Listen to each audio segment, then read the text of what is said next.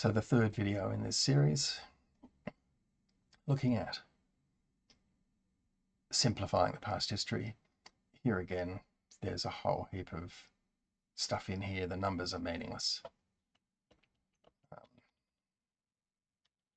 And there's just too much paper space taken up by all of these.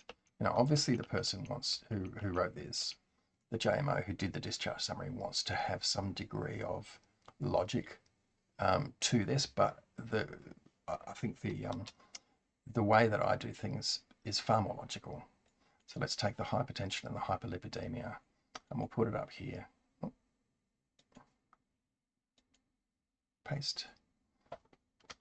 And then we'll put the diabetes in there. The fact that they're on insulin, I guess, is sort of interest. So we'll put that. Which one am I looking for?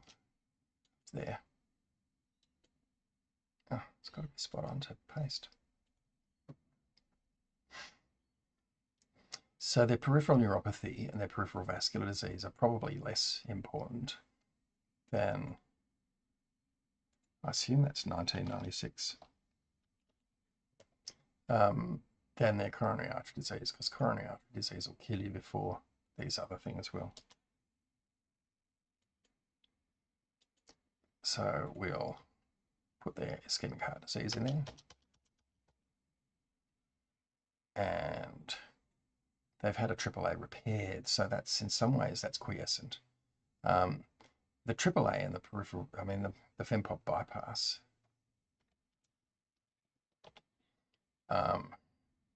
you don't need to write long words. You could write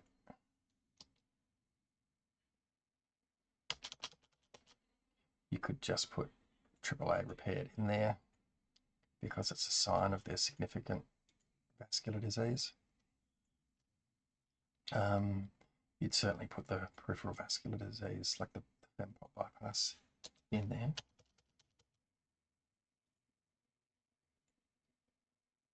You don't need to name it as peripheral vascular disease because it's clearly peripheral vascular disease. And the peripheral neuropathy is sort of in there as part of the diabetes, less so vascular. And then they've got osteoarthritis, but we don't know an awful lot about that. So you can see that that's a much clearer expression of what's going on for the patient. They've got multiple vascular risks and they've got significant peripheral manifestations of those risks in the coronary arteries, in their aorta, and in their peripheral vasculature.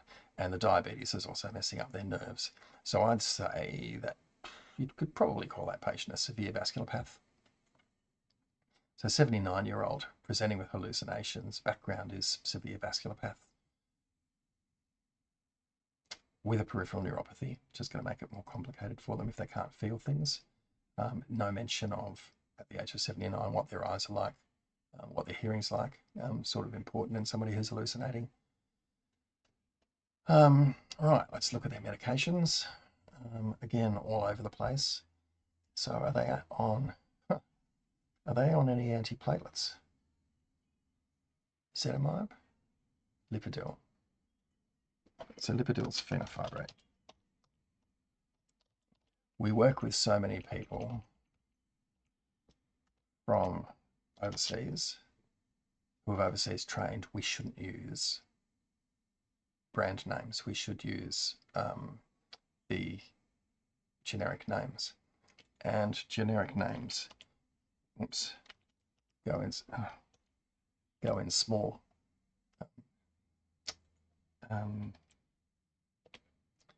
Go in small letters.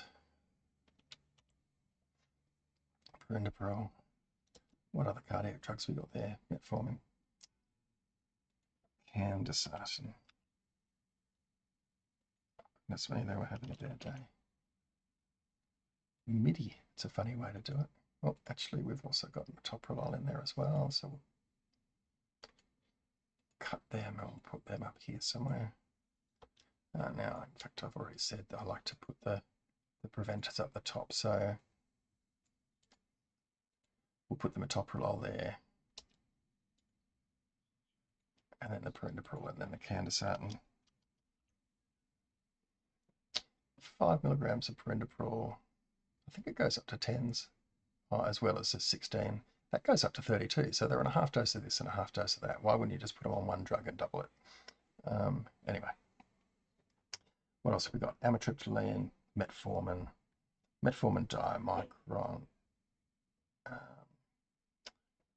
diamicron's glucoside.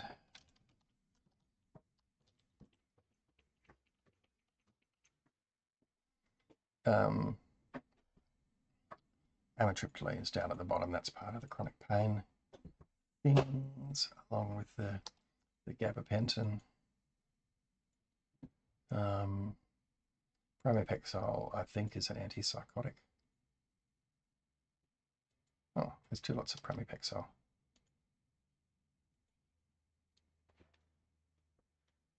Well, why wouldn't you just do that?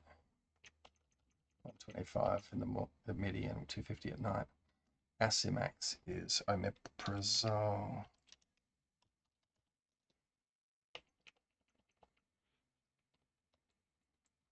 Omeprazole. Which is sort of important for somebody who's, they're not on any blood thinners. This is very strange. I'd probably put it before their diabetes drugs, because it's sort of important if they bleed. Now, where is the aspirin in this patient? I don't know that I've ever seen a patient who's had a bypass who's not on aspirin.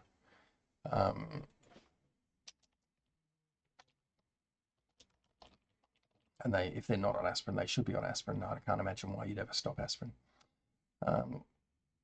So metoprolol, perindopril, candesartan. 2 anti-lipid drugs, 1, 2, 3 antihypertensive drugs. So quite significant antihypertensives, quite significant hypolipidemics. Glucoside and metformin are not, not on insulin yet.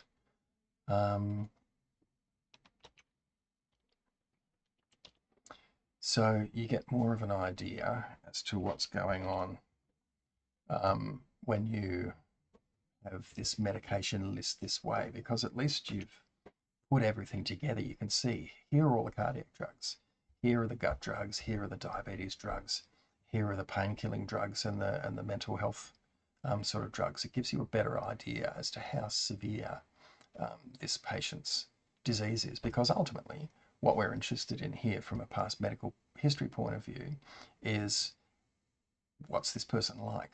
They've presented with a new illness. What's going on in their past history that could be influencing this? If this person's a vasculopath and all of a sudden they're having hallucinations, have they had a new stroke? They may have had a little, what do you call it? Lacuna, a little lacuna stroke or something like that. What's their renal function like? There's no comment in here about renal function and renal disease.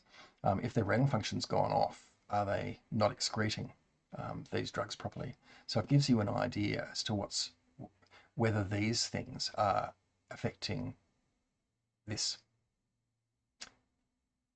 Okay, so that's number 3.